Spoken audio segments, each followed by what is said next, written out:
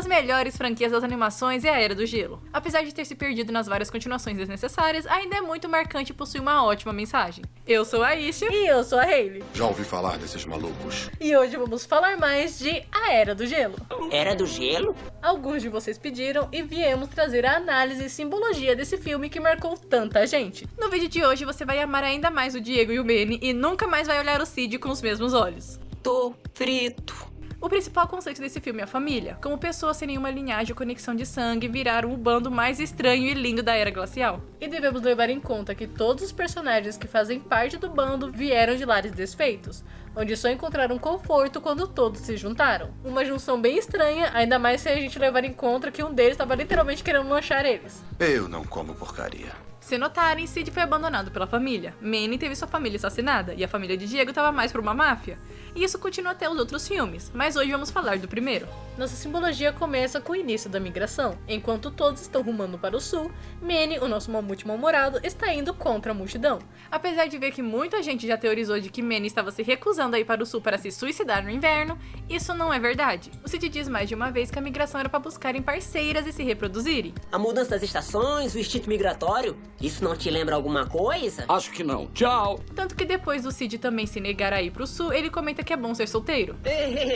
Esse papo de pro sul é pura besteira. Aqui não é legal. Eu e você, dois solteiros rodando por essa imensidão. O Manny ir contra a multidão já queria indicar que ele se recusava a seguir em frente. Até porque parece que a perda de sua família não foi há tanto tempo assim. A perda da família foi algo extremamente traumatizante para o Manfred, pois além de ele ter um lar muito amoroso, ele presenciou tudo. Eles morreram na frente dele enquanto ele não podia fazer nada. E levando em conta que os mamutes são parecidos com os elefantes, que são muito ligados à família, e são animais que podem desenvolver traumas devido a perdas, as coisas ficam ainda mais tristes. Na verdade, hoje se sabe que os elefantes, além de poderem ficar de luto, ainda fazem enterros e despedidas quando perdem alguém do grupo. No caso do Manny, além dele ter perdido a família, ele perdeu toda a sua manada, já que não havia outros mamutes com eles. Eles eram um grupo pequeno e por isso foram alvos dos humanos. E que tremenda covardia de matar a mãe e o filhote, hein? Mas eles eram neandertais, então tem que dar um desconto, né? Homens das cavernas, pra trás! Eles são como animais! E eu sei que muitos de vocês ficam com dúvida nessa cena para saber qual deles é o Manny. Eu mesmo ficava. O Manny é o pai da família e não o filhote, como foi suposto algumas vezes. Então, para um pai ver a sua família sendo brutalmente assassinada na sua frente enquanto ele não podia fazer nada, foi extremamente traumatizante e bem pesado.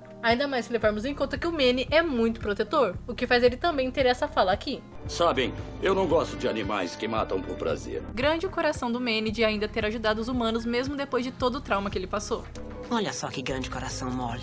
E por falar em trauma, por mais que o Manny aparente ter superado tudo aquilo, ele ainda vai carregar isso pelo resto da vida. E isso é demonstrado em várias cenas desse e dos outros filmes. Uma que é boa ressaltar é em Manny se negar a fazer parte de uma família de novo por ter medo de não conseguir proteger os seus e ter que ver de novo todos morrerem ou se machucarem na sua frente. E isso, sabe o que dá triste? É que no quarto filme, a Ellie tá lá, Manny, socorro! E pensar que talvez fosse a mesma coisa que a esposa dele tava gritando lá. Papai, me salve! Coisa lá, sabe? E foi o que aconteceu, aí ele tava vendo tudo acontecer de novo. O Manny é muito traumatizado, dá muita dor. Ele tava vendo tudo acontecer de novo e eram animais matando por prazer, que era o caso do Capitão Entranha. Né? Tava matando por prazer. Ele tava vendo tudo aquilo de novo. Ah, meu Deus! Se notarem, o Manny sempre tem essa função de proteger o grupo. Isso ele faz como que para se redimir da falha que ele teve em não conseguir proteger a sua família. Mais ou menos como o Peter Garfield, que não conseguiu salvar a Gwen, mas depois chorou por ter conseguido salvar a MJ do Peter Holland. É mais ou menos isso. O Manny já protegia todo mundo? Já protegia todo mundo. Mas aí piorou depois que ele não conseguiu proteger alguém. Toda vez que ele salva alguém depois do que aconteceu, é como se ele estivesse tentando se redimir do que aconteceu. Tipo, um alívio toda vez. Tipo, não, esse eu consegui salvar. Tanto que ele leva esse papel tão a sério que muitas vezes ele não se importa se morrer enquanto tenta salvar alguém do bando. Tanto isso com o Diego no primeiro filme. Podia ter morrido tentando me salvar. Ou com a Ellie no segundo, que quase se afogaram. Até com o Cid no primeiro também, que ele ia cair, mas, né, ele teve os negócios. E esse trauma do Manny em perder todo mundo se agrava ainda mais no terceiro, porque ele estava prestes a ter um filhote e de novo ele via a cena se repetindo. Ele longe, não conseguindo ajudar enquanto vários predadores estavam encurralando a mãe e o bebê. Coincidência? Acho que não! Ele chega a entrar em pânico pelo Buck o abandonar, mas é aí que entra uma das cenas mais lindas de A Era do Gelo, cara. Mas ela está... Você tem que... Manny, tá tudo bem. Eu te dou cobertura. Foi mais ou menos um: Manny, tá tudo bem. Naquela vez você tava sozinho contra vários, mas agora não. Eu tô aqui, vou te ajudar a superar isso. A gente supera junto, parceiro. Gente, essa cena é uma das cenas mais lindas da franquia. É tipo um eu tô com você, né? Tipo, Não vai outras- acontecer de novo. Outra vez você perdeu sua esposa, seus filhos, não vai acontecer. E o Diego quase desmaiando. Ele, não, eu vou pelo meu melhor amigo. E ele foi, e ele conseguiu. Você não faz ideia do que eu estou passando. Gente, foi perfeito, gente. Mano, o que foi aquilo? Eu nunca vi ninguém falando disso, mano. Foi uma cena que faz a gente chorar, gente. É muito... Eu acho que pra mim o melhor filme da sequência é o 3. É o 3 o melhor. E depois o Cid ainda pergunta por que o Manny gosta mais do Diego, né? Manny, de quem gosta mais? De mim ou do Diego? Do Diego, nem se compara. Ah, eu te disse. E não querendo desmerecer o Cid, mas realmente não tem nem comparação. Além dessa cena que é capaz de fazer um homem feito chorar, o Diego foi o único que chegou a salvar o Manny. Isso no primeiro filme, que o Manny vai lá, o Manny quase morre. Aí daqui a pouco ele vai lá e ele também quase morre pra salvar o Manny. É, porque o Manny ele sempre salvava os outros. O Diego foi o primeiro a se sacrificar por ele. Ele E praticamente perdeu uma das E o vidas Diego dele. disse a verdade acima de tudo. O Cid nunca contou a verdade de cara pra eles. E sempre que tinha uma oportunidade de contar a verdade, o Cid mentia. O Diego, na hora da verdade, ele contou. E ele tinha um coração muito nobre. Por isso que ele, tipo, saiu do bando e se ajuntou com o Manny. E o Manny, tipo, sentiu aquilo nele. Não, mas, tipo, por que devemos confiar em você? Que eu sei do que o Manny sentiu aquilo nele. E por isso que os dois são tão grandes, são melhores amigos, essas coisas assim. São 3 melhores amigos? Sim. Mas são esses dois aqui, ó. Além de que, como o Diego é o mais maduro e entende bem os traumas dele, o Manny o considera como um irmão. Isso ele fala no segundo filme, onde diz que o Diego é o tio da família. E Diego vai ser o tio que come as crianças que me irritarem. Ele considera ele como irmão. Praticamente não falou assim, mas dá pra ver. Dá Tipo, pra esse ver é o que ele tio, considera é- como irmão. Ele é o meu brother, ele é meu brother. É. Enquanto o pobre do Cid não chega nem a ser o cachorro. Se tivesse um cachorro e o meu cachorro tivesse um filhote, o filhote do meu cachorro tivesse um bichinho, aí seria o Cid. Não, pra você ter uma noção, aí ele ainda fala assim: Manny, ele não pode fazer diferença entre os filhos. Ele não fala do Diego, ele fala, não, ele não é meu filho. O Diego eu posso até considerar, mas ele É não engraçado é. que o Diego ainda, tipo, provavelmente o Cid chegou e começou, tipo, o Manny deve gostar mais de quem? Aí o Diego, como ele é mais sincero, de mim. Aí daqui a pouco, não, ele gosta mais de mim. Daqui a pouco ele perguntou, não falei!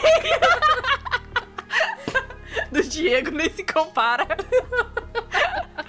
Durante uma das paradas deles, um dos tigres fala a Diego que mamutes não viajam sozinhos, mas no caso o Manny estava sozinho. Isso já indicava que ele teve um trauma nesse assunto. Isso ainda é reforçado quando o Manny muda drasticamente de comportamento quando o Cid o pergunta se ele tem uma família. Me fala de você, tem família? Além das expressões dele sempre mudarem se forem pró de uma família, como não decidindo brigar com um cara que tava comprando briga só porque ele estava com a família, ou decidindo salvar o Rosinha só porque era uma mãe e um bebê, assim como o que ele perdeu. Mas antes de continuarmos a falar do Manny, temos que falar da nossa preguiça atrapalhada. Puxa, já tava na hora de alguém reconhecer meu verdadeiro potencial. Por mais que eu concorde que o Sidney é a grande graça do filme, anteriormente nos projetos ele teria uma personalidade bem ruim. Por mais que eles tenham cortado várias cenas de suas maldades, como assediar preguiças e extorquir criancinhas, Alguns requisitos de sua péssima personalidade ainda se mantiveram. talvez a mais perceptível seja dele ficar seguindo o Manny só para os rinocerontes não pegarem. Mas você já tinha notado essa conversa deles aqui? E aí ela pegou um pelo do meu ombro e disse: se você tá querendo ter um caso, pelo menos escolha uma fêmea com um pelo igual ao meu, tá? Ei, quando se acha uma parceira nessa vida, a gente tem que ser leal. Na conversa, Sid diz que traiu sua namorada e nem se importou ou se arrependeu. Ainda completa dizendo: Eu acho burrice a gente se amarrar. Sabe, tem sido pra muitas fêmeas por aí. Acreditem ou não, o Cid era o clássico heterotop no primeiro filme. Na verdade, o Cid tinha toda uma personalidade de heterotop, mas ele não era nem bonito nem rico, então não tinha como se manter um heterotop, mesmo pensando como um.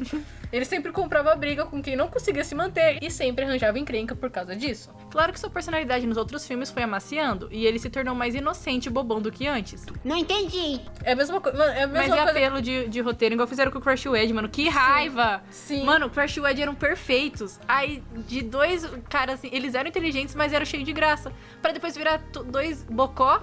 E não é um bocó, tipo, o bocó que você, nossa, acha graça, porque nos primeiros filmes eles eram bocó. Até no segundo eu- mesmo, porque tipo, no segundo eles eram um pouquinho bocó, por causa daquela cena lá, ele te deu esse tapa-olho, sabe? É, mas ainda tava mantendo. Ainda mantinha, só que depois ele pegou, não, a gente é burro e a gente não vai sobreviver. E eles falam isso mesmo, A gente não vai sobreviver, que a gente é burro, a gente não tá ligando pro fim do mundo porque a gente é burro e literalmente por ser burro. Quando eles aparecem, não tem mais graça em Gotinha, porque quando eles apareciam, mano, você rachava o bico.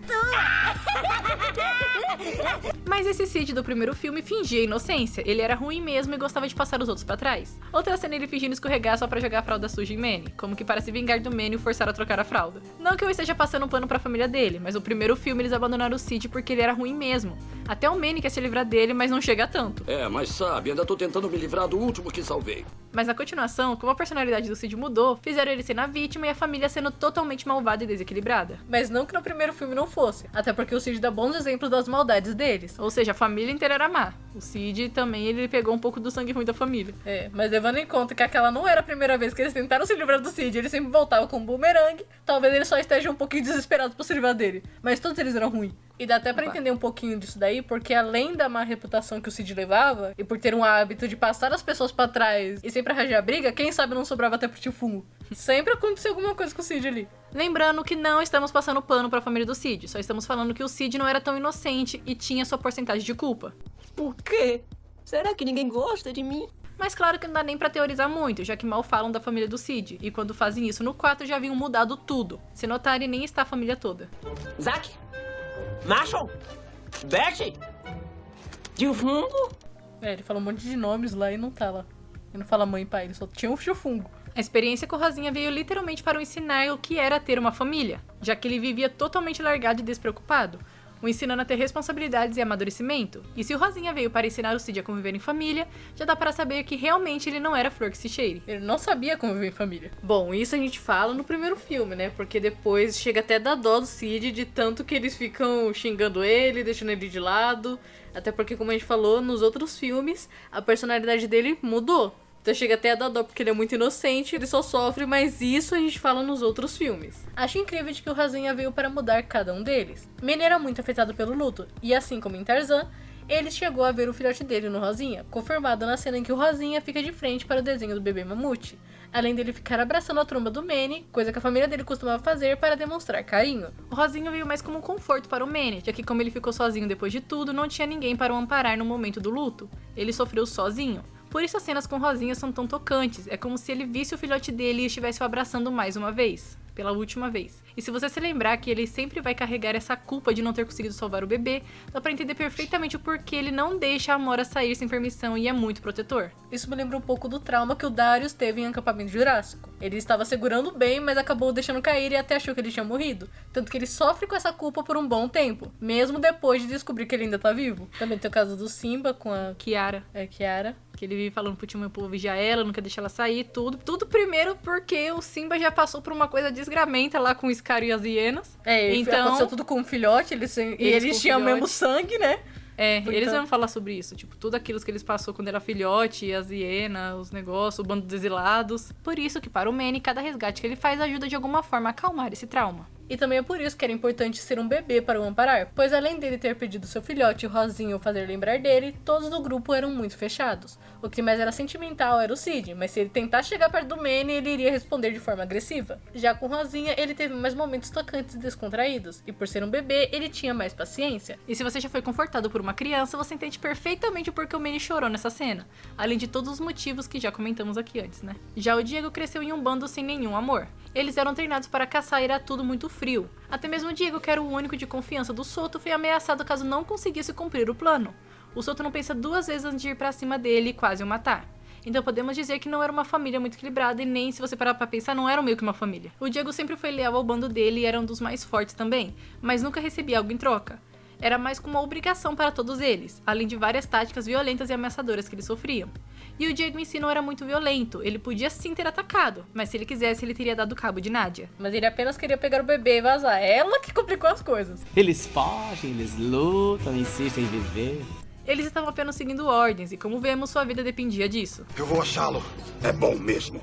A não ser que queira servir de substituto pra ele. Diferente dos outros dois, o que fez Diego realmente mudar não foi o Rosinha, foi o ato do Manny em o salvar e quase perder a vida. Diego não consegue entender por que ele fez isso. Nos tigres é cada um por si, já no bando de mamutes, um cuida do outro. E ele levou essa fala pra vida, não só repetindo no final do filme. Não precisava fazer aquilo. É isso que se faz em um bando. Um bando. Qual é a diferença? A gente se defende. O que eu gosto do Diego é que, por mais que ele era da máfia, mas ele era muito culto, ele era muito fino. É felino, né? Personagens felinos têm esse negócio. Ele era muito educado. Até mesmo com o Rosinha, que ele não tá acostumado com afeto. O Rosinha vai até ele, daqui a pouco ele... Bom trabalho, continue treinando. Mas vai pra lá. Mas vai pra lá. Tipo, ele não tá acostumado, ele não sabe lidar, mas ele consegue lidar perfeito. Personagens felinos são perfeitos, cara. Tanto que depois disso, o Diego fica mais aberto aos outros e até salva e brinca com Sid. Também se comovendo pelo bebê humano e chegando até a repensar em seu plano. A cena em que ele vira de costas para um monte quebrado mostra a oposição dele em seguir com a ideia de os trair. Ele também não entende por que Manny voltou para o salvar, já que eles já tinham chegado perto do destino e já sabiam onde deveriam ir. Não precisavam mais dele. E se ele vai encontrar que se fosse o Manny caindo, o Diego não tentaria o salvar. Seria essa cena aqui, ó. Vida longa ao rei. Até porque seria um problema a menos, né? Que grande problema. Mas isso realmente mexeu com a cabeça dele. Eu nunca tive um amigo que arriscasse a vida por mim. Manny é um cara legal. De longe, o Diego é o que mais podemos ver a sua mudança, por isso acaba sendo o personagem favorito de várias pessoas, até o meu também, né? Assim como falamos, por ser um felino, ele possui a simbologia felina. Felinos são flexíveis ao lado que ficam durante o filme. Pode começar como um vilão e ir para o lado do bem, ou ser do bem e ir para o lado do mal. Isso porque personagens felinos tendem a ser anti-heróis, se preocupando mais em proteger o seu lado e seu próprio bem-estar. Por isso eles vão escolher o lado que mais os beneficiar. Então ver felinos passarem do mal pro bem ou do bem pro mal é muito comum. No começo, o bando de Soto era a melhor opção, já que eles eram muito fortes e Diego era o segundo no comando. Mas quando ele presenciou a mudança de tratamento, eu sabia que se fosse com os tigres ele teria ficado para morrer. E isso, somando ao vínculo que ele criou com os outros, ajudou na escolha dele em ficar com Manny e Sid. O que é interessante, até porque ele era o único carnívoro no grupo, e o jeito do bando deles era parecido com bandos de mamutes. Porque o líder era o mamute. Então o jeito da família deles era como os mamutes se tratavam. Exatamente. Tanto que depois eles falam, né, no segundo, nossa manada! Nossa manada! Não, somos todos mamutes, por dentro. No começo do filme, por mais que Diego esteja fingindo se importar com o bebê, ele já demonstra suas intenções de forma sutis.